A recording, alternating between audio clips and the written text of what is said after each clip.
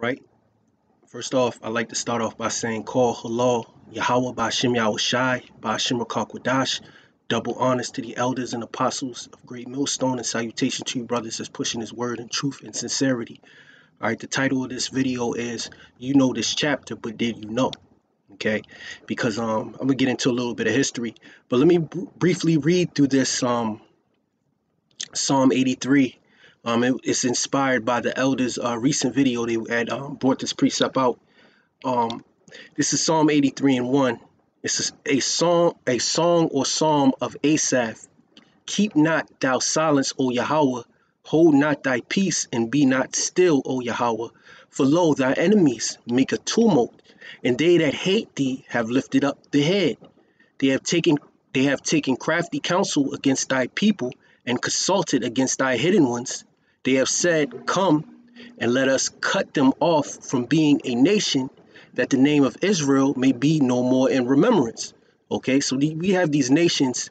It is in history, it's how it's always been, where these nations, all right, they would take crafty counsel, okay, against who? The Lord's people, the Israelites, and they would come up against Israel in battle on multiple occasions, okay? And the Lord Yahweh Ba'Shem Yahushua delivered Israel from them. So this is a song or a psalm of King David, Asaph, all right? So he's basically conveying the point, okay, that since these enemies have taken crafty counsel, look, Lord, do something against them, okay, like the Lord have did in the past, in prior situations. This is Psalm 83 and 4. It says, They have said, Come and let us cut them off from being a nation, that the name of Israel may be no more in remembrance. So what they have plotted, okay, or conspired, all right, to cut off the nation of Israel, so that the nation of Israel be no longer remembered. It says, For they have consulted together with one consent, they are confederate against thee. Right? So these nations come together as a confederate to take down the nation of Israel. And it goes down into the list, okay? And for time's sake, I'm not going to read these names, but you get the usual suspects: Edom, Ishmael, Moab, Amalek, and a number of other nations, okay? But this is the point in verse 83 and 9 that I wanted to get out. It says, Do unto them as unto the Midianites, as to Sisera, as to Jabin, as at the brook of Kison, which perished at Endor. They became as dung for the earth. Make their nobles like Orab, and like Zeb, Shalaki if I said that wrong, Zeb, yea, all their princes as Zeba, and as Zalmunna, who said, Let us take ourselves the house of Yahweh in possession. All right, so these nations, these kings, these princes, they in the past, and even to this day, you have the new princes and kings, which they're Edomites, but back then they wanted to cut off Israel. Okay, they wanted to cut off Israel and destroy them. Okay, destroy our people. All right, but this is a Psalm of David, and guess what? You're not going to destroy the whole nation of Israel. Why? Because it's not written for you to destroy the whole nation of Israel. Now, let me go into this precept real quick. It's one of my favorites. It's fitting for this lesson real quick. This is Romans 15 and 4. It says, For whatsoever things were written aforetime were written for our learning, that we through patience and comfort of the scriptures might have hope. Okay, so these things that are written aforetime were written for our patience, okay, that we through patience and comfort of the scriptures might have hope, because we do have hope, even though Esau, Edom, and these other nations want to cut us off from being a nation. Really, we're coming into the time where Esau is going to attempt to he's going to attempt a genocide on the nation of Israel. Okay, if you want to say ethnic cleansing. Okay, so-called you see this shit that go on over there in Africa, you know, by Tutsis and, you know, the Hotel Rwanda, stuff like that. That's about to come to America when you so-called Negroes, Latinos, and Native Americans. And guess what? Nobody's going to save you. All right, save the Lord, saving the elect of Israel. All right, the elect of Yasher Allah. Now, when we go into this precept right here, in Judges, And I'm gonna be all over the place in this book because this is a good chapter. Judges 7. As you can see, it says Gideon's 300 chosen men. Okay, because it goes into how Gideon chose his 300 men, because the Most High didn't want to use all the men, okay, all the men of Israel to deliver the children of Israel. He wanted to use a small number. All right.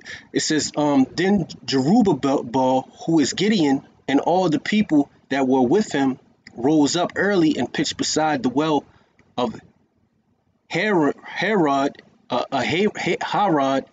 so that the host of the Midianites were on the north side of them by the hill of Morah in the valley. Okay, so here goes the Midianites.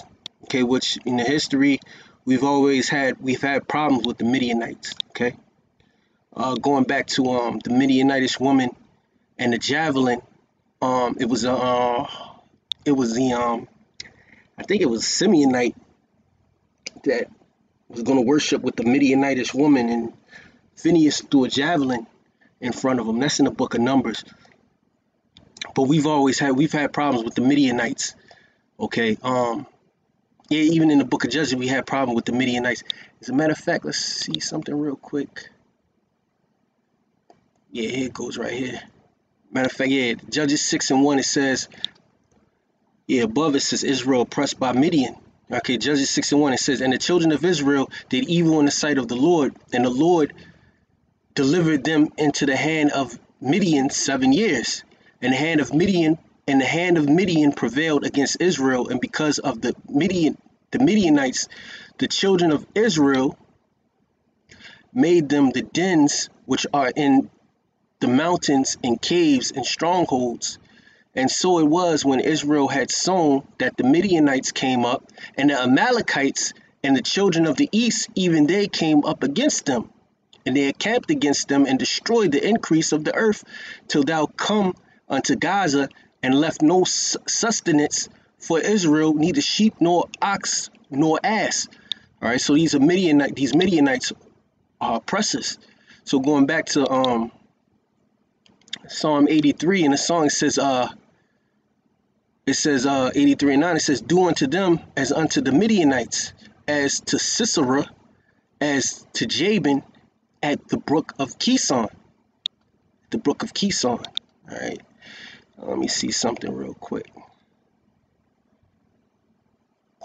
Yeah. Kwayasan. Yeah, that word is Kwayasan. Kison. Kwayasan. Kwayasan.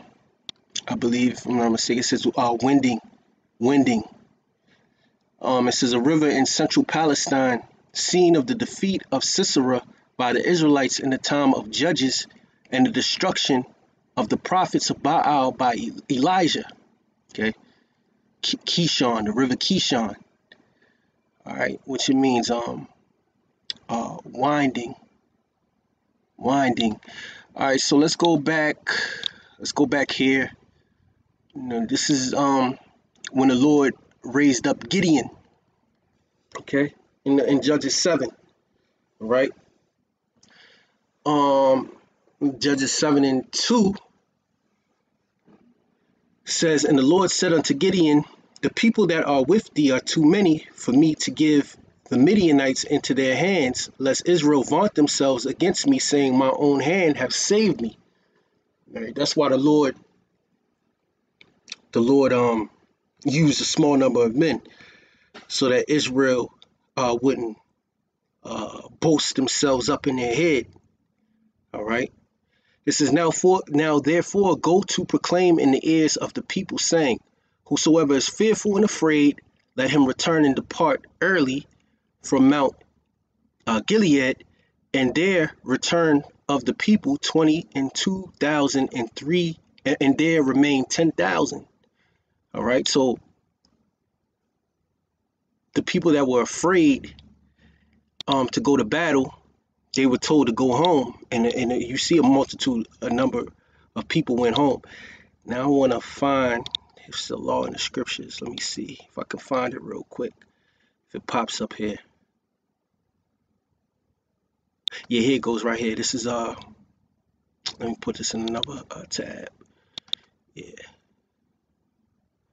yeah, this is in the law. Let's get this real quick. Deuteronomy 20:8. Yeah, this is Deuteronomy 20:8. Okay, Deuteronomy 20:8. It says let's start at 7. It says,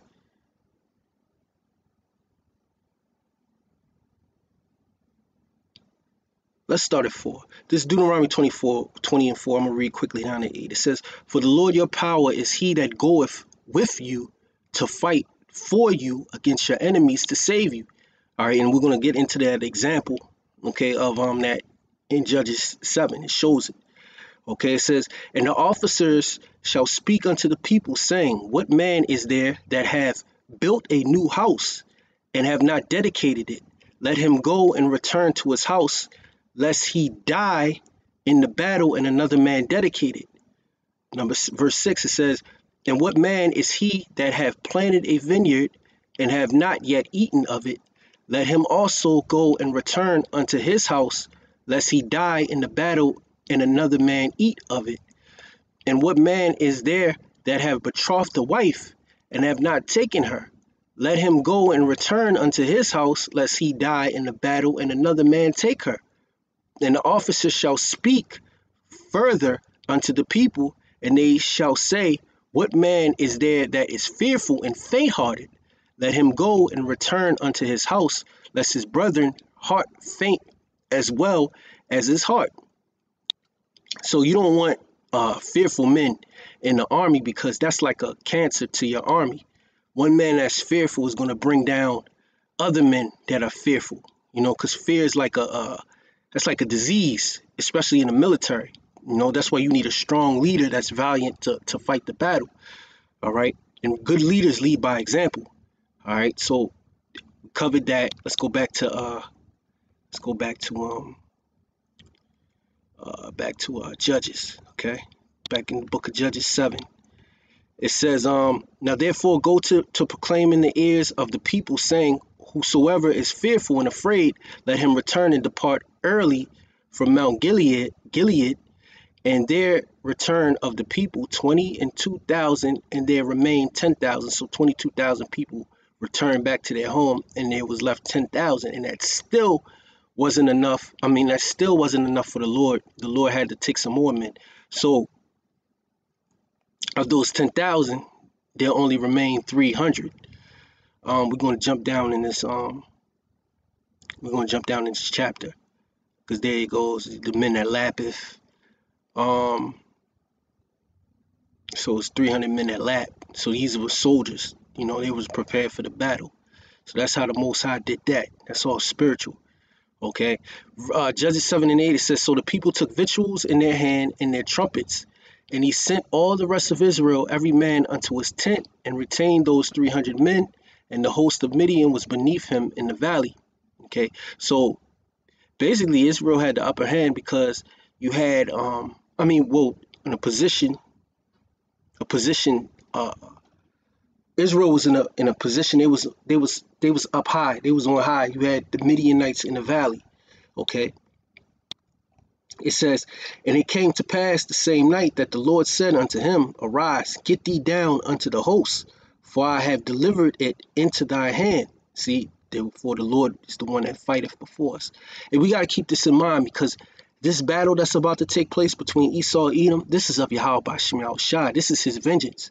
Okay, he's going to let them do what they do. But after the wrath that's going to come upon Edom, okay, and these other nations, the scriptures say, thou shalt have judgment without mercy. Thou hast not showed mercy. All right. The Lord's going to let loose. Okay. Hey, these Edomites really, to tell you the truth, they're already delivered to their judgment. It just has to play out. So that's why I said, that's why the scriptures say in Romans 15 and 4, the things that are written aforetime were written for our learning. Okay, that we, through patience and comfort of the scriptures, might have hope. Okay, because I'm gonna show you in this chapter how the Lord gets down. And you can't basically throw it to the side, what the Lord can do to our enemies, man. All right. It says, and thou shalt hear what they say, and afterwards shall thy hand be strengthened to go down unto the host. Then went he down to Phurah, his servant, unto the outside of the armed men that were in the host. And the Midianites and the Amalekites, see, there you go, the Midianites and the Amalekites and all the children of the east lay along in the valley like grasshoppers for multitude, and their camels were without number, as the sand by the sea side for multitude. So it was a multitude of these, well, it's a confederate, but it was a multitude of it, okay? And in their minds, what? We're going to destroy the nation of Israel. We're going to oppress the nation of Israel. We're going to get the spoil of the nation of Israel. But look how the Lord gets down. This is Judges 7:13. It says, and when Gideon was come, behold, there was a man that told a dream unto his fellow, and said, behold, I dreamed a dream, and lo, a cake of barley bread tumbled into the house of Midian, and came unto a tent, and smote it, that it fell, and overturned it, that the tent lay along. And his fellow answered and said, this is nothing else save the sword of Gideon, the son of Joash, a man of Israel, for into his hand have Yahweh delivered Midian and all the hosts. Now, when I read that, that brings forth another scripture in my mind, okay? This is a prime example of the Heavenly Father in a dream, in a vision of night. I think that's Job 34, if I'm not mistaken. It's Job 34.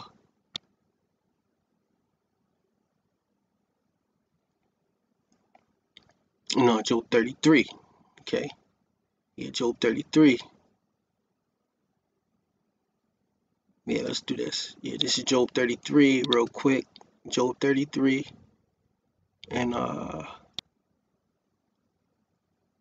gonna read it real quick. This is Job 33:15. It says, in a dream and a vision of the night, when deep sleep falleth upon men, in the slumberings upon the bed, then he openeth the ear of men and sealeth their instructions. So this man instructions particular was to come, okay?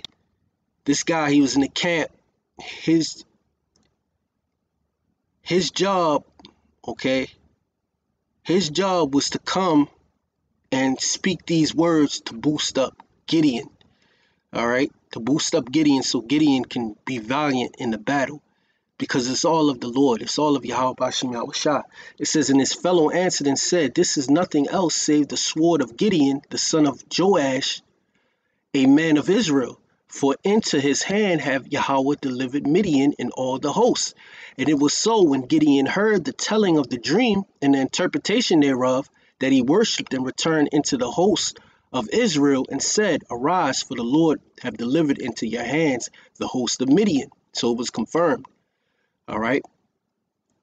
It says, and he divided the 300 men into 3 companies, and he put trumpets in every man's hand with empty pitchers and lamps within the pitchers. That's how bad the Lord is. They didn't even have weapons like that. They had, like it says empty pitchers and lamps with the pitcher and trumpets in their hands.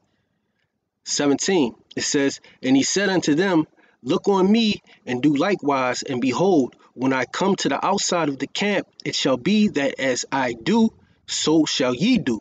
When I blow with the trumpet, I and all that are with me, then blow ye the trumpet also on every side of all the camp, and say, the sword of the Lord and of Gideon. So Gideon and 100 men that were with him came unto the outside of the camp in the beginning of the middle watch, and they had but newly set the watch, and they blew the trumpets and brake the pitchers that were in their hands, and the 3 companies blew the trumpets and brake the pitchers, and held the lamps in their left hand and the trumpets in their right hand to blow withal. And they cried, the sword of the Lord and of Gideon. And they stood every man in his place round about the camp, and all the hosts ran and cried and fled. So that's how it goes, man. That's how it goes. That's the power of the Heavenly Father, man. let me see something real quick. The battle of the...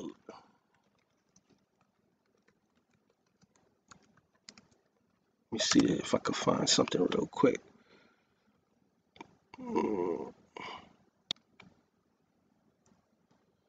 Got that.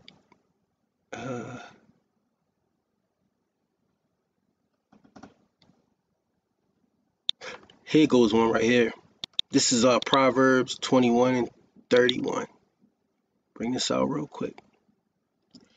Proverbs 21 and 31 says, the horse is prepared against the day of battle, but safety is of the Lord. All right.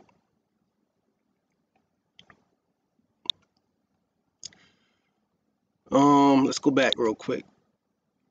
It says, and they stood every man in his place round about the camp, and all the hosts ran and cried and fled. And the 300 blew the trumpets, and the Lord set every man's sword against his fellow. See, there it goes right here. The Lord set every man's sword against his fellow, even throughout all the hosts. And the hosts fled to Beth Shittah and Zerareth, and to the border of Abel Meholah unto Tabeth. And the men of Israel gathered themselves together out of Naphtali and out of Asher and out of all Manasseh, and pursued after the Midianites. And Gideon sent messengers throughout all Mount Ephraim, saying, come down against the Midianites and take before them the waters unto Beth-barah and Jordan. Then all the men of Ephraim gathered themselves together and took the waters unto Beth-barah and Jordan. And they took two princes of the Midianites, Orab and Zeb. There you go, right there. Going back to Psalm 83, it says, and they slew Orab upon the rock Orab, and Zeb they slew at the winepress of Zeb, and pursued Midian, and brought the heads of Orab and Zeb to Gideon on the other side of Jordan. Okay, so if you didn't know what the Lord did, okay, to these nations when they try to come up against Israel, all right, during the time of Midian, they oppressed Israel. Right, the Midianites oppressed Israel with Amalek and the other nations of the east. Okay, this is the story basically. When he says, "Do unto them," verse 9, 83 and 9, it says, "Do unto them as unto the Midianites, as to Sisera, as to Jabin at the brook of Kison, which perished at Endor. They became as dung for the earth. Make their nobles like Orab and Zeb, yea, all their princes as Zebah and Zalmunna." Okay, so these enemies come in with a mindset to destroy us, and the Most High destroys them. Okay, so I just wanted to bring that out, and I want to make a long video out of this, but I'm going to give all glory and praises to Yahweh, Ba'ashem Yahweh Shai, Ba'ashem Quadash. Double honors to the elders and apostles of Great Millstone, and salutation to you brothers is pushing this word in truth and sincerity. Until the next episode, Shalom.